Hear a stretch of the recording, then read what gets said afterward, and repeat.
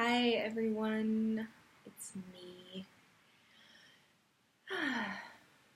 Thank you for clicking in and connecting with me, watching this video. It's been, I think, about a week since I made my first video about this cancer journey. And I have more information to share in regards to updates on my diagnosis and treatment. And I also felt compelled to document the emotions that are connected to this process. So I want to share a little bit about that for you. If you're happen to be watching this and you have someone in your life who might be going through this, or if you yourself are going through this, I just kind of want to share my process so far in the journey so that you could potentially have something to help you relate to what your experience is, so you don't feel so alone. So I met with my oncologist this week, and I first just want to say that I was really worried about meeting with him because I sort of had this expectation built in my mind that he was going to be this kind of heartless human who was just seeing me as a way to make money, the stories we tell ourselves.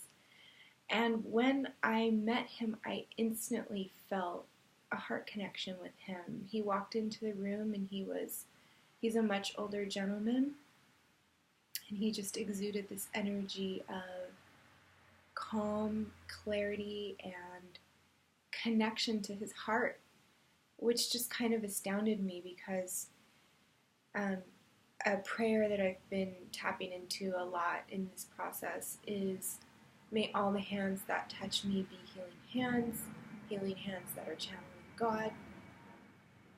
And meeting with my surgeon and my oncologist, I'm just like, thank you, God, because I was connected to two really special humans. I can just feel it. I can feel that they are genuine and that they are truly here to serve and to support. I just have a feeling about it.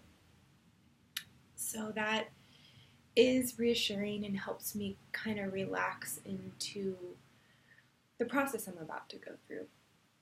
So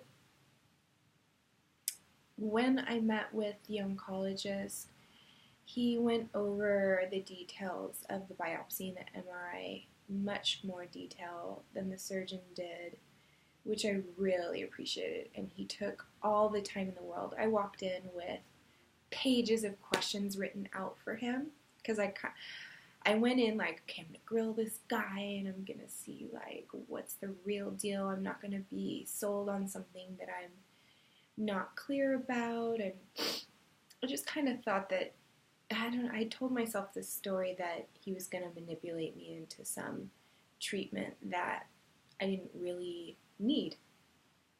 So I went in like beyond prepared with so many questions, and he was very gracious, and he sat with me through all of them, and he first shared the info on my MRI. So he showed me the images, and he showed me where the tumor is housed in my breast, and he showed that the tumor has its own it's created its own blood superhighway. So it was just so weird to see this thing through imagery that's just kind of like rooted into me, into my body, and it's like spreading and trying to mutinize, and I just had this moment of like, wow, there is this thing inside me that wants to take over and wants to destroy me. I mean, and that might sound like a really I don't know, uncomfortable thought or thing to say. But these are the real thoughts, and I'm just going to say them because, you know, these are the thoughts that come up. And he and I talked about how it's really common for people in my situation to say, oh my God, my body failed me. This thing came in and is trying to take over my body, my system. And how did I fail?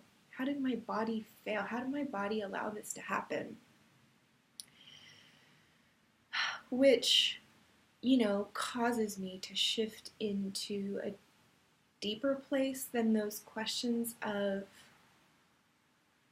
this is part of a bigger story that my mind can't really understand right now. And I think once I'm through this, it's going to make more sense. But part of this is I was talking with Tony yesterday, and I told her that I had this image of spirit kind of like dangling me over the edge of a cliff for me to become very intimate with the idea of death and the impermanence of this physical life.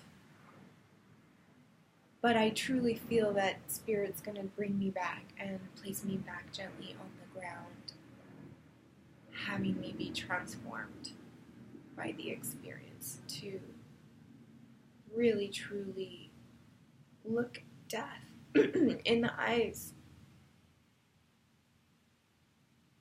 and face my fears. So it feels like a blessing to be kind of snapped out of the day-to-day way that we move through life, where we just feel sort of, I don't know, for me, I've just kind of like not really thought a ton about my own mortality because of my age and just where I'm at in life, and I'm really healthy and I'm a mom, so I don't put tons of focus on it. But you know, all of this is causing me to say there is a moment for all of us when we leave. We drop our bodies and we move into another realm. And so this is causing me to really drop in and look at the way that I am approaching life, the way I'm living my life, my appreciation for the miracle of even being in this body and being on this planet. It's amazing to me that when a crisis comes up, it shakes you to the core and it invites you to drop into the miracle of life and to put everything into context. Whew. So I'm going to circle back to that in a minute. I just kind of wanted to share that speaking with the oncologist, he did share with me that something I didn't know prior when I met the surgeon, that my type of cancer, the triple negative, happens to be the highest grade of aggressiveness. So out of grades 1 to 3, mine's a 3. Yay me! I was like, yay! Wow. Of course it is, you know, like just the dangling over the edge of the cliff. Like, of course it's a grade 3. But the silver lining in that was he said he didn't feel it attached to my chest or my skin, which is amazing.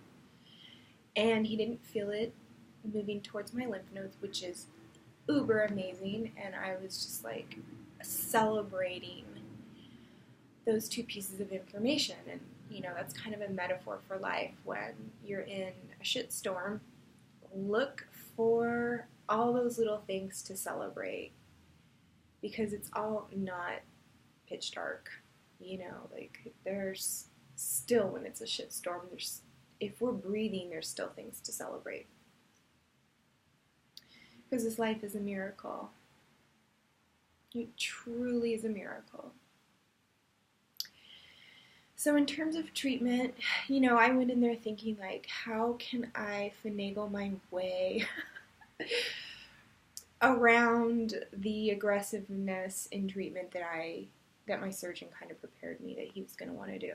Like, she told me he's going to want to throw the book at it. Those were her words. So when I talked to him about, what are my options here,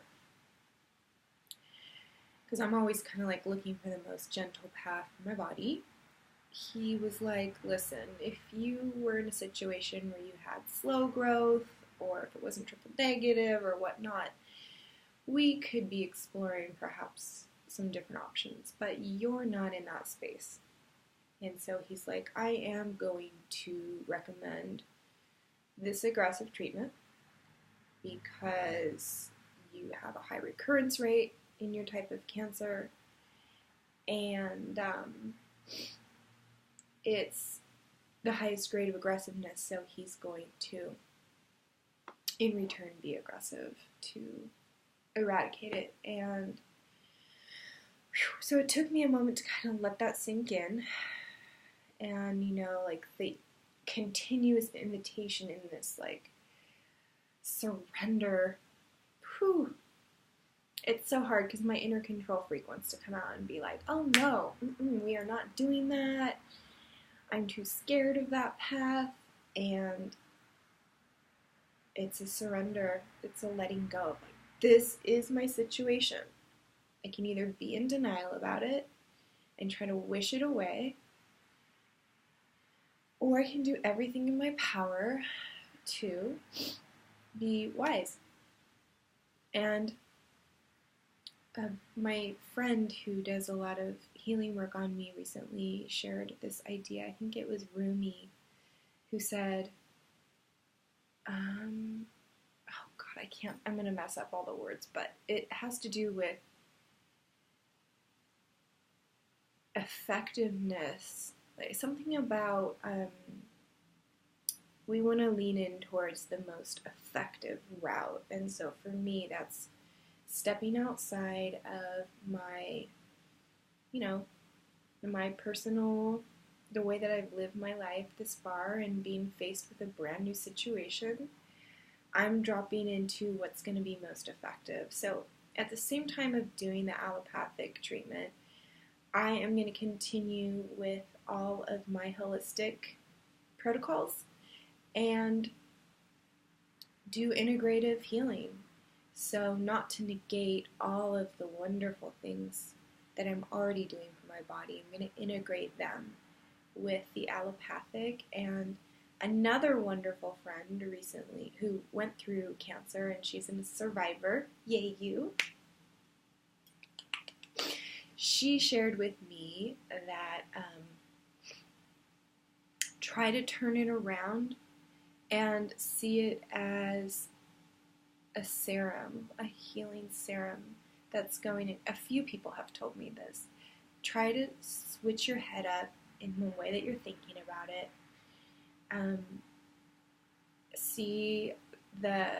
Take the word poison off. Because every time I say that it's poison, my body's going to be like, oh shit, we're pouring poison in. So I am renaming these things as I am doing everything I can to effectively rid this thing out of my body.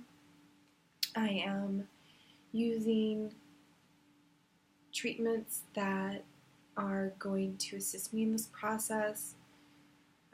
The doctors are earth angels helping me on the path. The hospitals are healing sanctuaries and temples for transformation. That's what I need to do to be okay with it. Some people are cool with doctors and hospitals and all that. I haven't been my whole life. I'm just that person. So renaming it and creating new language around it is helping me put it into a context of, this is all for my healing. And that's helped tremendously. And this is something like, if you're going through this, or if you know somebody is, having those doctors who you resonate with and you feel a trust in your body, then you can proceed with more trust and clarity.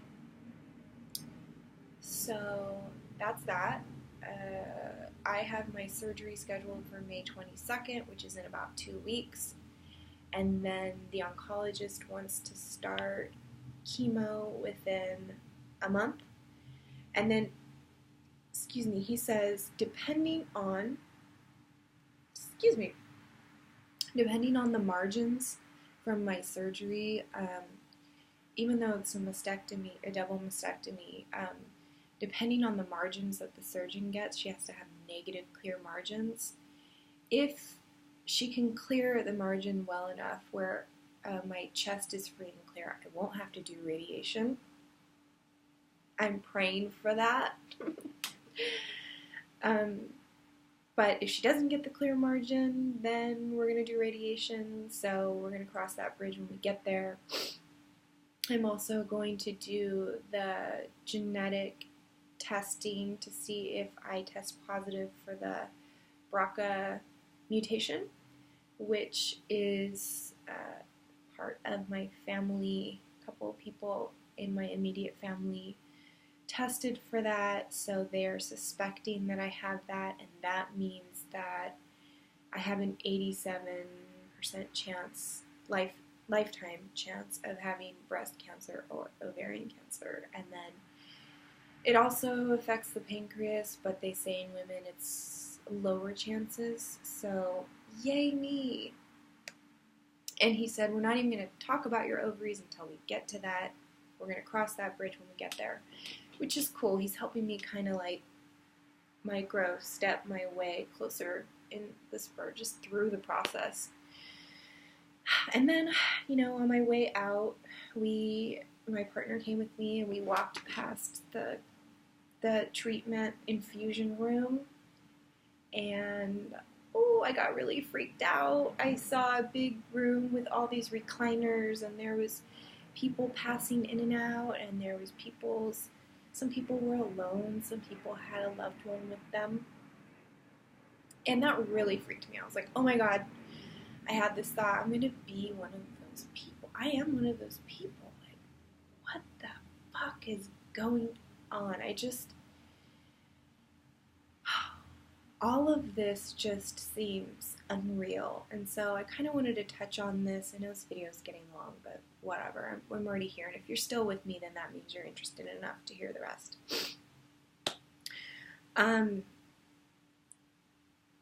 This is an emotional roller coaster. And if you're anything like me, the first phase for me in this process was shock and denial. Like the doctor telling me on the phone that I tested that it was positive. I was like, what? Wait, what? How is this even possible? My dad just passed the day before from this shit. Like, how the fuck is it in my body? Excuse my French if you don't like it. I'm sorry, but it helps me release energy. So, I spent the next probably week just totally in a haze, shock, disbelief, denial, like, no, this isn't happening, or no, I'm just going to do like a very simple procedure and then it's going to be all over. And so shifting out of the shock, I'm sort of shifting into the acceptance of this is actually really happening, even though it feels like I'm like starring in some movie that's been scripted, because it all feels so like, can't even imagine this is real.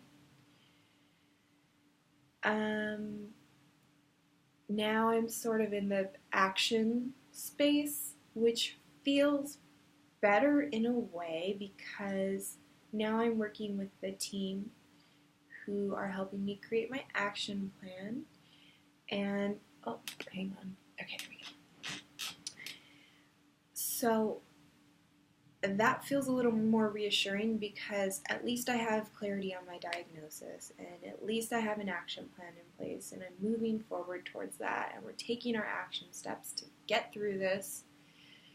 And at the same time, it's so scary to have a date set on the calendar for the surgery because I'm like, oh my God, every day I'm like, I'm one day closer to that.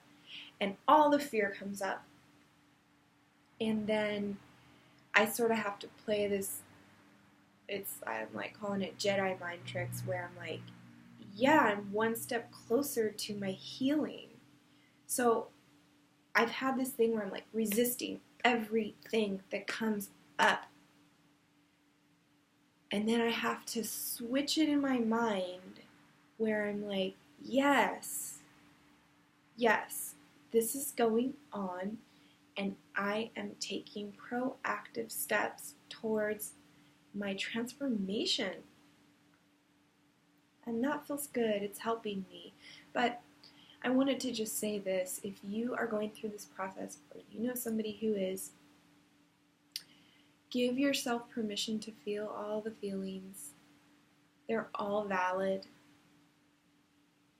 Even the waves of terror and fear are valid and they're coming from a real place. And for me, I identify that as this really scared little girl inside of me who's like, what is going on? How is this happening? I don't feel safe. So I am holding her and I'm letting her know that we are held, we are guided, Spirit has its hands on this and is designing this. It's for my transformation. It's for me to know this so that once I'm through it, I can live my life in a way of such deep reverence and gratitude every day. And I can hold the space for other people who are going through crisis. I am totally committed to that.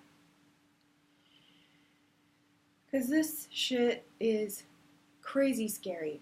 And I have to say that the survivors that are stepping in towards me and telling me their stories and reassuring me are like, they're incredible. And you all who are doing that are so amazing to me. Thank you for doing that.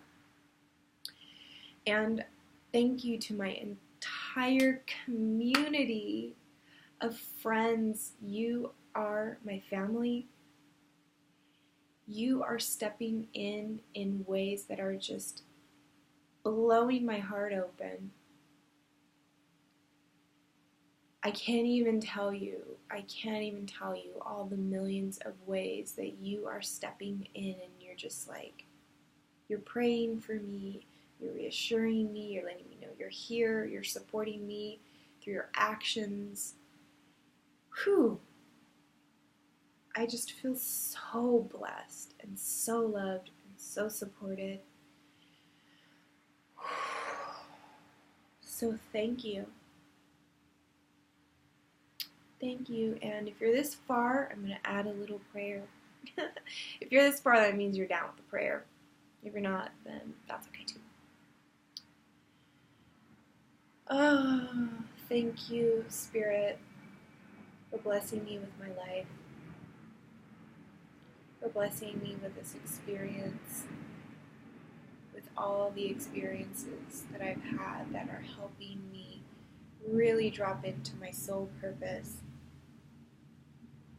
Thank you for giving me experiences that help me learn to have total trust. Thank you for giving me experiences that help me learn how to surrender and let go to my higher power and trust in my divine essence. Thank you for teaching me how to hold fear tenderly in my heart and hands, and how to use that fuel, how to alchemize that fear into fuel, turn it into trust and love and gratitude. Thank you for holding me and cradling me through this process, Spirit. And I pray that every person, everyone, every benevolent being on my team is blessed, continues to be blessed infinitely with that divine love and light that you are, and that we may all know our divine purpose, and that may we all live our divine purpose and make this life count. Ashe, I hope so it is. Love you. Blessings.